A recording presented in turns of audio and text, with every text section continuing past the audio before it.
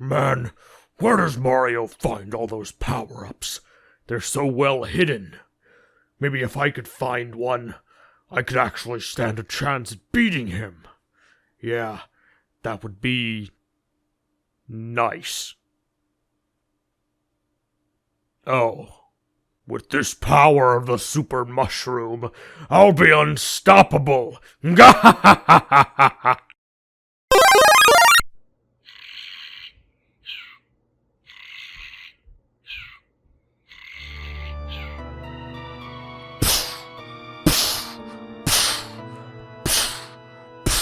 Here's but a taste of your own medicine, Mario. Oh no!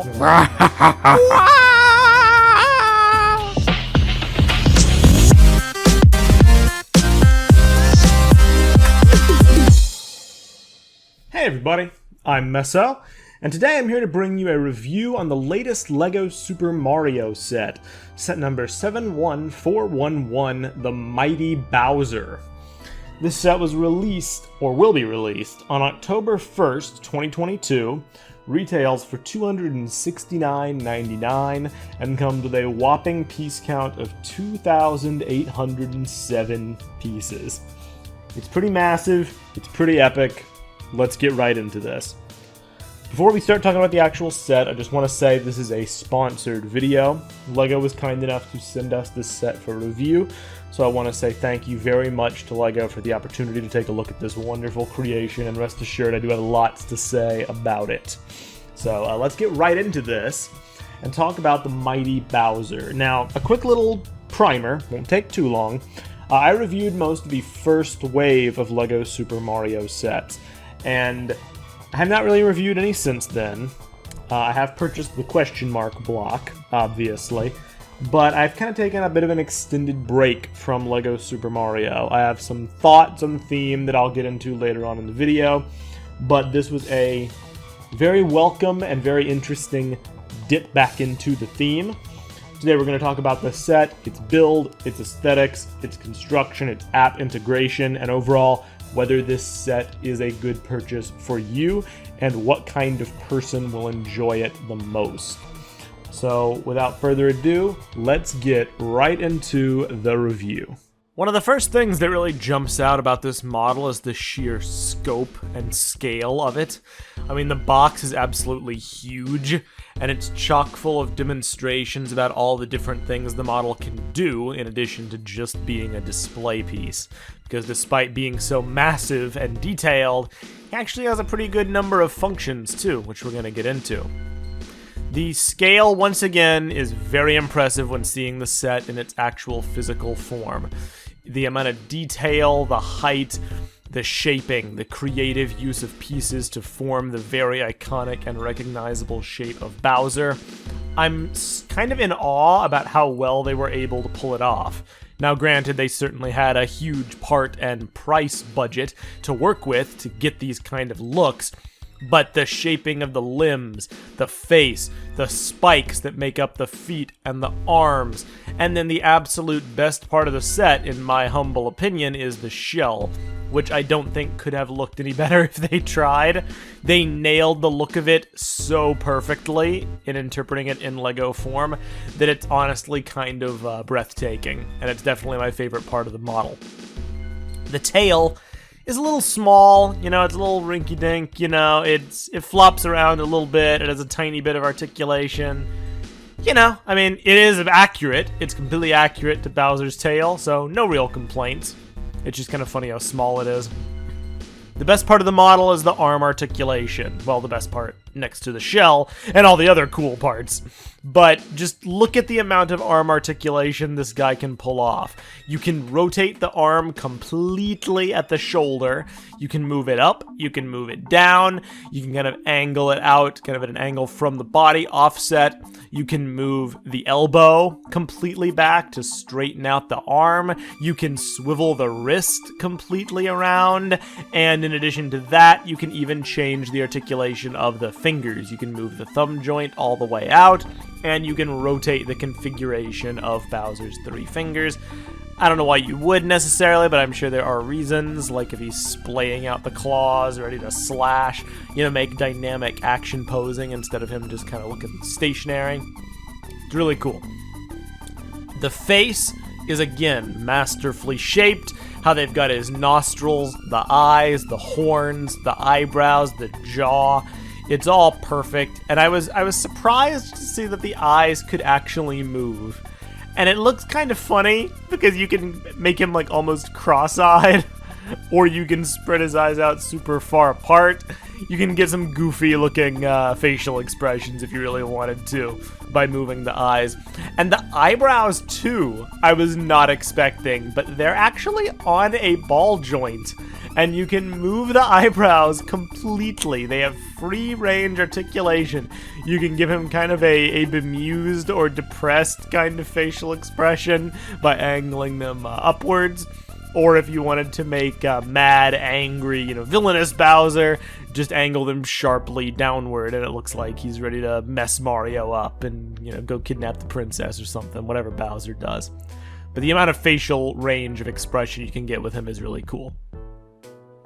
Past just the expression of the face itself, he has a trigger on the back of his hair spike that opens the jaw. In it, you can see the fireball that's contained within his mouth. This is a shooter that's activated via the function. Now, pressing down on the hair spike will not actually fire the ball all the way out of his mouth. You have to use this little trigger to do that. By pulling sharply back, as you can see, the fireball launches out. And that's basically the purpose of that. But next to the trigger, he has these buttons that you can press throughout his body to make a block shoot out from the other side.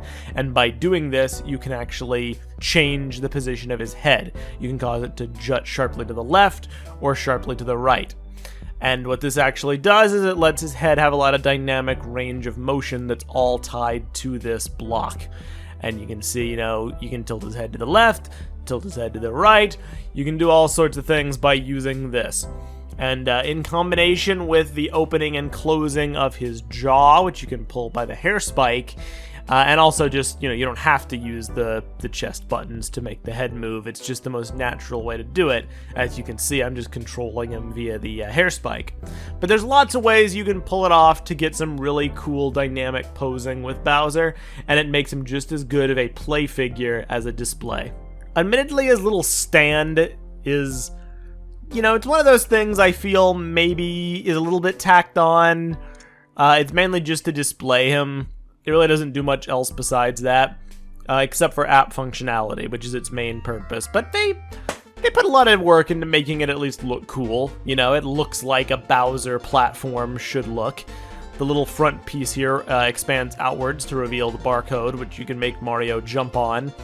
And the pillars on the left and the right also can be removed as well. So it does have some depth to it. Now, unfortunately, at the time of recording this review, the Super Mario app has not been updated with Bowser's information, so I'm actually unable to currently show off the interactivity with LEGO Mario in my review. But thankfully, in the initial product reveal for Bowser, the designers actually showed off what it can do, which you can see on the screen right here. You basically take Mario, you stomp him down on the little barcode that you have on the platform, and then when you do that, the play session's activated, it makes a bunch of sound effects, and you're able to jump anywhere on Bowser's shell to actually make noises, defeat him, and then collect a bunch of coins. And that's a cool integration. It's almost like a mega boss kind of a thing, and it works pretty well if you like using the app. So in conclusion, what do I have to say about the mighty Bowser? This set is amazing. I don't want to sugarcoat this. I don't want to beat around the bush. There's no sense in mincing words. This set is absolutely top of the line. It's my favorite Mario set by a country mile, and even outside the bounds of LEGO Super Mario, it's just masterfully done in its design work. The amount of detail that's on display here, the amount of articulation You know, the amount of posability that's on display here, the amount of things that you can do with this figure, the amount of ways you can move him, the animatronic nature, the functionality, the app integration, the display. It really is absolutely world class. I don't know what the design ethos was for this set. You know, they could have just as easily made, you know, like a Bowser bust, you know, like they've been doing, or even just, you know, a large scale articulated figure. They could have easily done that, but they decided to take it a step further. They decided to elevate it to just a greater state of existence. Like, I don't want to get too melodramatic here, it's just a Lego set, but in my personal opinion, and I have no doubt this might make me seem like the Mario fanboy that I no doubt am, but this is one of my favorite Lego sets of all time. There's very few problems with it. You know, it's one of those sets where they had a design goal, they had a vision they were trying to execute on, and they pretty much nailed it perfectly. I don't think of many things they could have improved about this. It has the look of Bowser pretty much down perfectly, and the range of motion you can get with the limbs, you know, the puppetry of the legs, the tail, the launcher that shoots the fire from his mouth. You know, this display, I could go either way on. You know, there's a part of me that says, well, this display pretty much only exists to, you know, obviously give some kind of app integration, but also just to kind of inflate the price. It's the only thing. I don't know if it's mission critical, but I mean, he looks good on it. It adds to the spectacle. It adds some color contrast. It does do the app integration. Gives him some things to knock over, you know. It's not the worst thing in the world. And, you know, you could make the argument, well, what could they have used its pieces for? Aside from just cutting it and reducing the price, I don't really think these pieces could have been used in any way, you know, the budget-wise, on Bowser himself to make him any better. I think he's pretty much as good as he's gonna get, and he's basically perfect, like I said. You know, this set's been somewhat controversial with some people because I feel like some people wanted a lot out of Lego Super Mario. Admittedly, the theme is very controversial. People were hoping for minifigures. People were hoping for play sets. People were hoping for, you know, all sorts of giant display pieces and intricate builds. We haven't really gotten that. You know, as the theme has gone on, it's become more and more clear what exactly it's going to offer. It's been out for a few years now. They seemingly don't have any interest in doing minifigures. They're doing regular starter sets, they're doing expansion play sets, they're doing one-off builds like the question mark block, and now this, and they're doing figure packs. And that seems to be the direction they're going. I've fallen out of love with the actual playsets since my last reviews. As I said earlier, I don't think they're that good.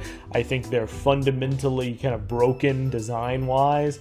The years that I've spent having them just sitting around in my house in boxes because I have no room to display them, and you know, I would need a giant table like the dad from the Lego Movie 1 if I actually wanted to display all my Lego Mario sets properly.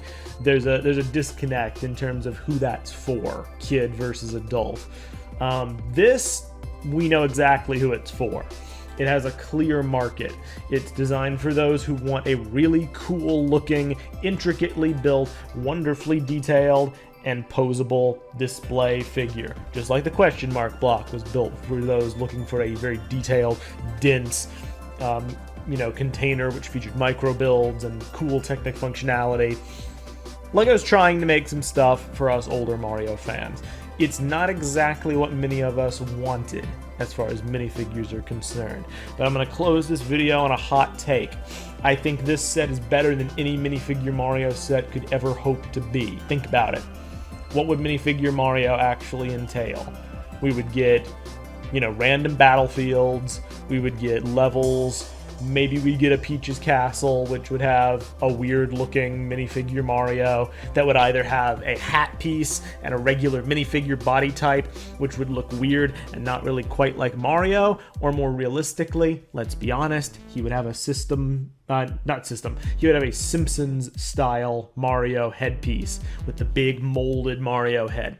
I don't think anybody really wants that. You might think you want it, but I guarantee if you actually saw minifigures and they were done like that, you would not like the idea whatsoever. And the other way won't really translate to accurate looking depictions of Mario figures, because there's only so much you can do. And I don't think Nintendo would want that out on shelves. That's probably why we're not getting minifigure Mario. And the thought of that existing in like this no-win state of compromise, where people would always find a way to complain about it, myself included, not attacking anybody, I would complain about either one of those options. I look at something like this, which I can't complain about, which is like a masterclass in design engineering and like aesthetic quality. I'm just like, more of this, please. Think about the Mario characters they could build like this. Maybe none as iconic as Bowser, admittedly, but any number of the enemies they could do. A giant Koopa, a giant Goomba, a giant Boo, you know, Pokey that has 3 big blocks that you can spin around, you know. Not saying any of those would ever sell or get the same kind of $270 treatment, but the possibilities are endless for the kind of things they can do for us older Mario fans. I say, keep it coming. Thank you, LEGO, for making this. This set is basically perfect. I love it to pieces, and I'm glad I could actually have a glowing, positive review after the years since my last review series where I've kind of soured on LEGO Mario. So I'm really glad I had this opportunity. That's basically all. Thank you to LEGO for sending me this set. I promise my opinions are not influenced by me getting this set from LEGO. My opinions are influenced by how incredibly cool it is. And if you don't believe me, the proof's in the pudding. Please buy it if you are an older fan who likes detail-oriented builds, a lot of complexity, and just one of the best engineered LEGO sets of the modern era. If you're a kid who just wants the playability, you know, maybe stay with the regular line of Mario sets. This one might be a bit above your speed, but thankfully something like this exists on the market. Thank you guys for watching. Please leave your thoughts on the Mighty Bowser in the comments section below. And that's basically all I got for you. I've been Meso, and we'll see you all on the next video. Have a good one.